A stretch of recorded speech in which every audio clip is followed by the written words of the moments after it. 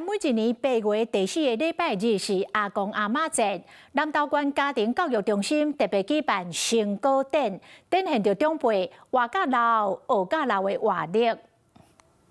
南投縣政府佇咧營北高中舉辦阿公阿嬤節暨樂齡學習成果展，來自各鄉鎮市樂齡學習中心，差不多500位學員帶孫仔同齊提早歡慶阿公阿嬤節，共融的一個學習，這都是我們家庭教育中心主要推廣我們所有樂齡的相關課程跟活動的主要意義。今年8月第4個禮拜日是阿公阿嬤節，南投縣結合樂齡學習深刻提早慶祝。今年特別推出祖孫仔幸福時間秀，希望鼓勵許多人身體勇健，都愛給世界走。300-400個小時以上的樂齡學習時數，歡迎我們的鄉親就近到我們各鄉鎮的樂齡學習中心的據點來參加我們的學習活動。舞台頂有手起戲劇、跳浪樹等等，透過活動連接無同世代，和許多人歡歡喜喜過生活。